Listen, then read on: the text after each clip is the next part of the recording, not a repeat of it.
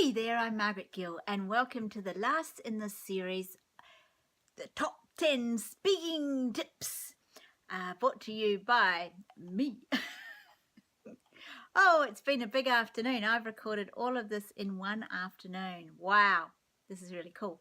I'm very pleased that I've been able to maintain the energy to do that, because over the past couple of years, I've had a lot of health issues, and it's come down to gut issues, adrenal issues, brain issues. There was a time where I couldn't speak. I really couldn't speak because I had my teeth done and I had braces on, and the metal was, I couldn't, funnily enough, I could hack the metal against my mouth, but I couldn't hack the wax that they put over the top of them to make you be able to speak. So my braces shut me down speaking for 9 whole months. I hardly said a word for 9 months, because when I spoke, the metal rubbed against my gums and made them bleed. So it's been a rough time for me. It's been a really, really rough time. So to know that I have the energy levels to be able to do this is just really, really awesome. So that's the power of speaking, and it's the power of connecting to your higher self, and just having the energy to be able to just keep going and doing stuff, because I reckon that this has been an amazing thing. And you will find that too when you start to speak, is that you get into a zone where there is no day or night or anything. You're just out there, and you're just presenting, and you're just working with passion. You're delivering with passion, and it's in a magnificent, amazing space. And that's why speaking is such a great thing. Yes, it does take a few years to get that. Well, it depends, really. Depends how much speaking you go out and do as to how long it takes to do it. But it takes quite a while to get that full level of confidence. And what I found was teaching workshops is the other thing that is really, really good for getting this ability to talk. Just talk. You can just talk. Teaching workshops and events and things like that are awesome as well. But just, you can start with little intimate workshops. So my inspiring speaking and my courageous speaking stuff, you might not hit the stage first. You might start doing workshops first. It's a great way to get started in speaking, and a great way to experience that thing of, when I was teaching Reiki, I had this screaming fear that people would ask me something I didn't know. And that's why it took me a wee while to start to teach. And until somebody organised a class for me and bought the class and was the helper for that event, I had no choice in the matter.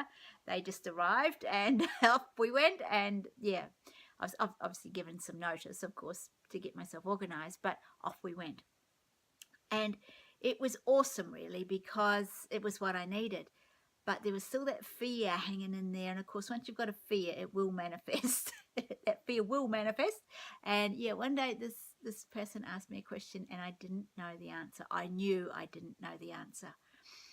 And I just went, we've heard about this. We know what to do. We just wait. And I did. I just waited for the answer to come.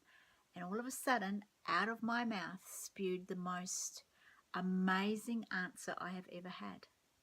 It was so profound, I surprised myself, and the whole class sort of went, whoa, whoa, that was amazing. And it's like, where did that come from? And of course, we all know where that came from. That came from my higher self, who is with you when you speak, when you teach, whenever you're there. It will send the information you need down. And if it doesn't, you just own up and say you don't know. You just don't know the answer to that question. But I've never actually had to say that, because something has binged into my brain, and I've known the answer, or an answer. Whether it was the right one, we'll never know. But I've been able to answer most things that I have been confronted with. And if I didn't know the answer, I've made sure that I've got back to the person with the answer, because surely somebody, even Dr. Google, will know the answer to the question eventually. And that's, you see, that's what's great, because you're constantly learning. Learners are constant learners. Speakers are constant learners.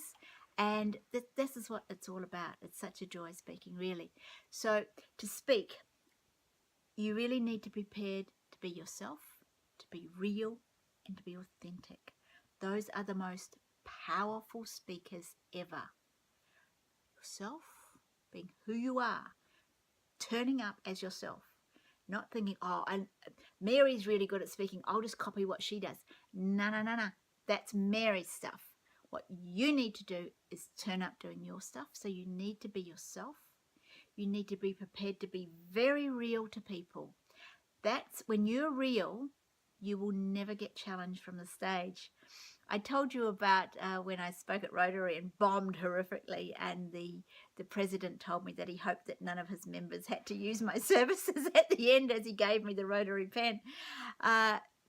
It was, even there, I didn't get booed off the stage because I was real. They could tell that I was passionate about what I was speaking about. It was the wrong topic to the wrong audience, but nothing bad happened because I was being real and I was being authentic as to who I was at that time. And I think in a lot of instances that gets you through. It's just that you are real and you are authentic. And that comes through your storytelling. Learning to tell stories is, because there's two things with stories in speaking. Firstly, you can tell your own story, and then you can learn to tell stories that highlight your points that you make in the middle of your talk. So for a basic talk, it's generally start, middle, end. Start is you telling your story, so you get the audience on side, because that's what your story does. It gets them on side.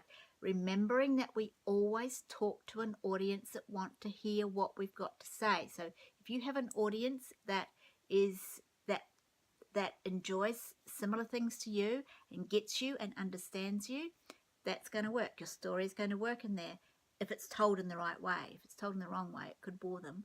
But if it's told in the right way, it will include them, because we've all been through similar things. And if you can pick a universal topic that your story is about, people in that room will connect with you at that point. Then when you do your middle, you make a point. And then some of the greatest ways to highlight that point is to tell a little story, is to tell people a story that goes with the point. So remember I told you to have 3 sheets of paper. If you're making three core points or 3 key points, get 3 sheets of paper, put your points down in big felt tip pen, and then also write down the story you're going to tell that relates to that point. Because people remember stories. They don't necessarily remember bullet points, but they remember stories. And stories are powerful.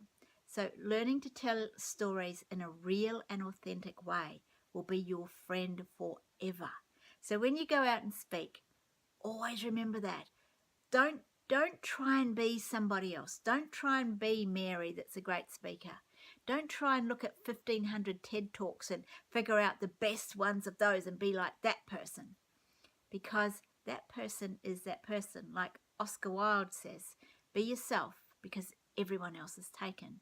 If you go on trying to be Brené Brown, who is an amazing speaker, but if you go on trying to be her, you're going to be in trouble, because you're not Brené Brown.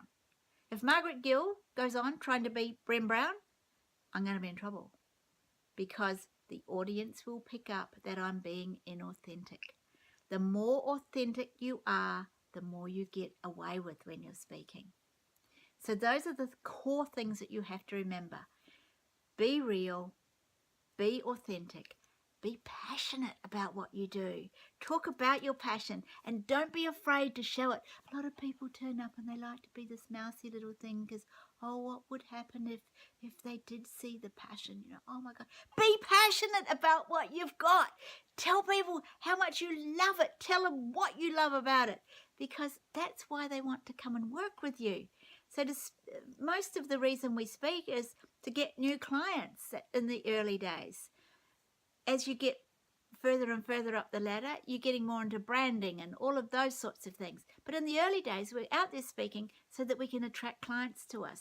When you're authentic and real, people will want to work with you because they love that stuff. They love authentic and real people. Wouldn't you rather work with somebody that you know is being themselves than somebody that's trying to be somebody else? Yeah, that's when you get in trouble, when you try and be somebody else. So there's that bug again. Did you see that bug fly through? He's been annoying me for the last 3 sessions. He snuck in when I opened the door to get some fresh air. You see, they say never work with children and never work with animals because they will always upstage you. There you go. That tiny little moth just upstaged me. God bless him. He wanted to be in the action. He doesn't mind being in front of an international audience. It's funny, isn't it? So I really want you to remember all of the things that we've been through in this course. As you have probably gathered, there's a lot to speaking and there's a lot to learn. And I keep going over the same point to highlight that that's what you have to do. You have to keep making the point over and over again if you want people to take your message away. But also just do your first talk in front of a safe audience. Please do that, because and get critiqued. Have somebody in there that's willing to tell you that you're doing something wrong or you could be better. I will do that for you now. If you're listening to this and you go, would you come and do that for me, Margaret? The answer is yes.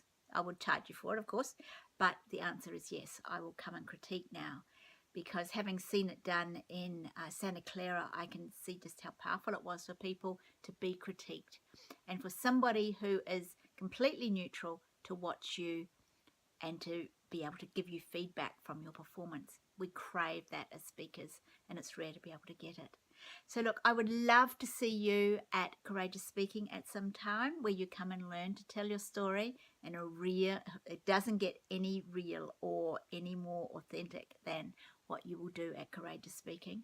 It will change your life. It will make you feel heard. So please do come and do Courageous Speaking. And I just recommend you pick up the Inspiring Speaking product as well that I'm putting together for you, because it has a lot of the things that I initially taught in Soar to Soar. I've put into Inspiring Speaking, so that we can spend a little bit more time in Courageous Speaking, actually working more with you one-on-one, because I think there's power in that. I think there's a lot of power in you writing your story throughout the weekend, not just over the evening. So we're going to change up Courageous Speaking a little bit, but Inspiring Speaking will help you put together your first talk. If you don't want to come to Courageous Speaking, or you can't come to Courageous Speaking, certainly do Inspiring Speaking. Follow the little ... points that I lay out for you, and go out and do some talks. Go out and have a go. That's what's important. Have a go. And I will look forward to being of service to you again in the future. It has been my pleasure to bring you this little series. Thank you for listening right to the end. And just remember, be remarkable, because you are.